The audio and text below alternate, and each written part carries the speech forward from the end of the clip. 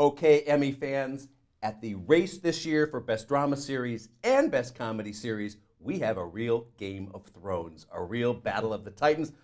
Pete Hammond of Deadline Hollywood is with me to dissect this. I'm Tom O'Neill of Gold Derby. Yes. Set it up, Pete. Best Drama Series. Well, what we have is two former winners basically going, and which one's going to repeat. For the first time, they've never gone head-to-head. Never gone head-to-head, and we have these two, one Handmaid's Tale won last year. Of course, Game of Thrones was not eligible last year. They did not have a bunch but of it won shows. 2 and 3 years ago. But it won 2 and 3 years ago. So we have these two shows, which are the reigning champs, as they were, co-reigning champs.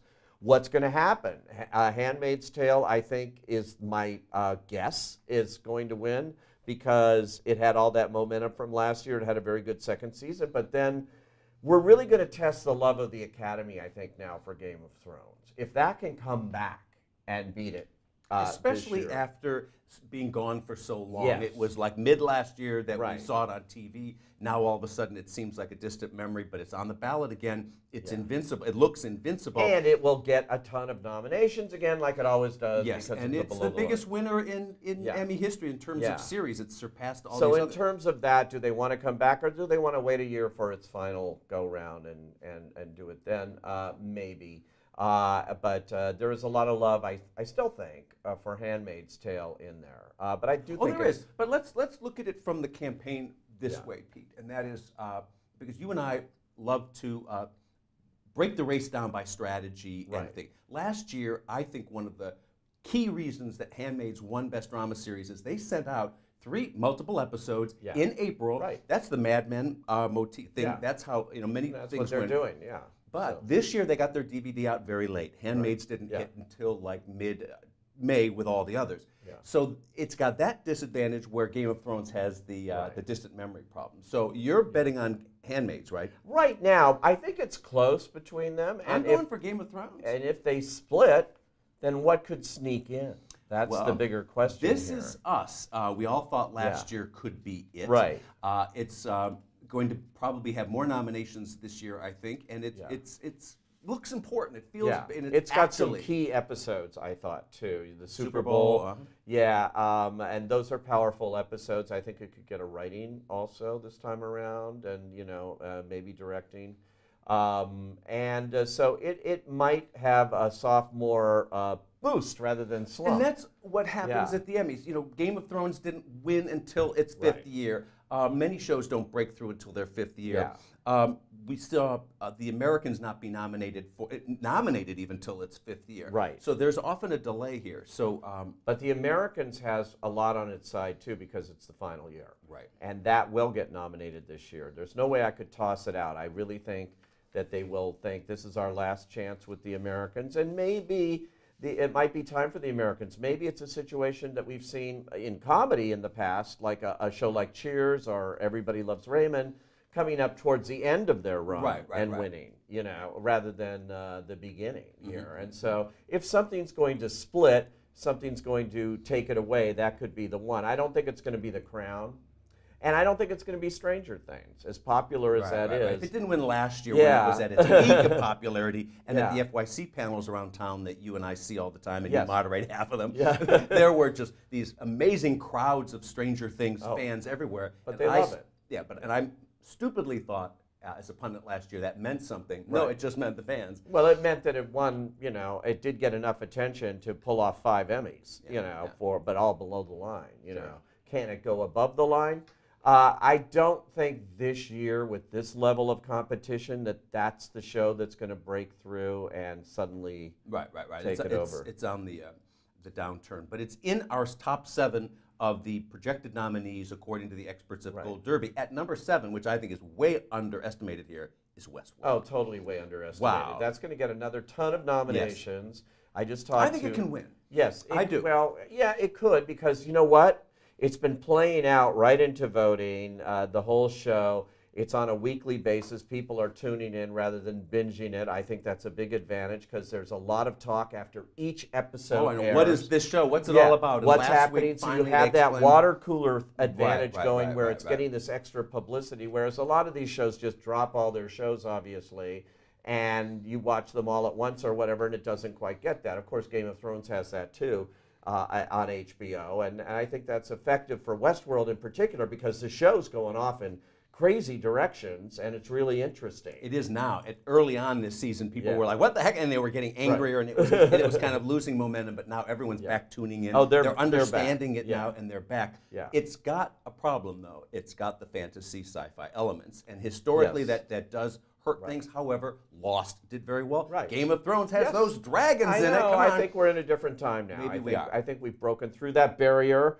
Much to the sadness for Battlestar Galactica, which never could break through that when it was on, and it was very much acclaimed show in that genre, but it was in the wrong genre at the time. I think that Academy members now are a little more willing to go in that direction. Homeland is one of those shows that goes in and out. We've seen it nominated one year, not nominated. It was not nominated last year. It could come back now. It could. It still has at least one more year, so it doesn't have that final year thing going. And even with that, they're not saying that it's going to be its final year. They're not officially saying that. I don't see it. I don't see it happening here.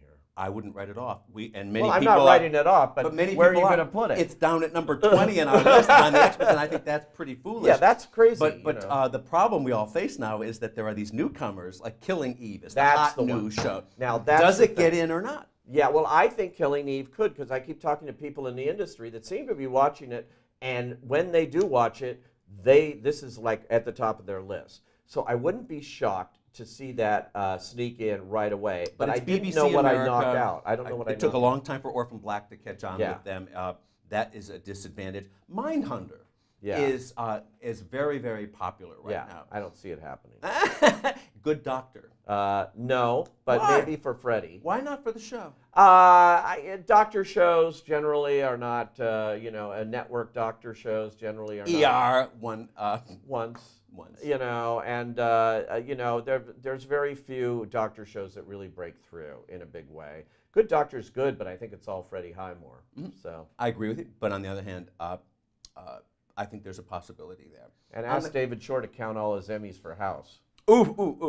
Comedy series. David Shore is the producer of The Good Doctor. Okay, just for those of you who don't know that, and my little reference to yet another doctor show that never won an Emmy. St. Elsewhere was a doctor show. Yes. Comedy series. The 18 experts at Gold Derby split this way: 9 for Atlanta, 9 for Mrs. Maisel. Now, depending on what time of day and what mood I'm in, I go back and forth here too. What's your perspective? I think it's Mrs. Maisel's to lose. I just think it's got Academy Emmys written all over it, even though I'm not so sure it's when I think of best comedy series, I think of this. It's about somebody doing comedy, but it's not necessarily. It's like Lenny was about a comedian too. But that's the problem with Atlanta. If you want to say Atlanta's out front, and there was a time a few days ago most experts did, and by the way, by an overwhelming margin, all the predictors at Gold Derby in the thousands do say Atlanta is far ahead, or significantly ahead of Mrs. Maisel. But Atlanta's done very well at the Guilds. Atlanta won 2 last year. It won for directing. It won for Glover. Mrs. Maisel's done well too. Mrs. Maisel's done well, but do we know that they have actually watched it? Yes, I think they have. I think in the Mrs. Maisel case, it being an hour show may be a problem. That's another thing. Only one hour show. Ally McBeal has won here. Are these comedies? I know. I know. I mean, is this what we define? So the voter has to look at it and say, what's funny?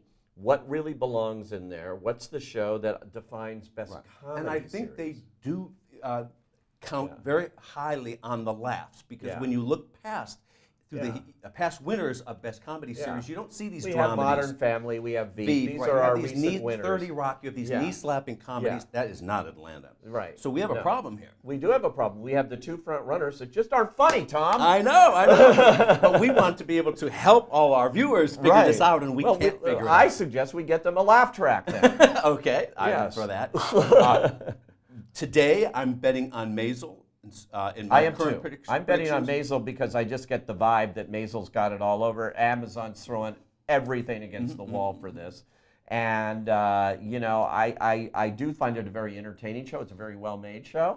And for a show to come in on its first season like this with a few episodes and suddenly take over, Maybe not, but I'm still going to bet that that's probably out in front right now. Even if the voters haven't seen it, it's a whole new Emmys now with the new voting system. Yeah. There are about 2,200 members of the actors branch. It used to be 50 to 60 would decide who won when they would watch episodes. Now everybody votes for in a peer group, and everybody votes for. What's interesting is I just voted in the Emmys now, and I'm also in the writing branch, and so I voted in the writing categories.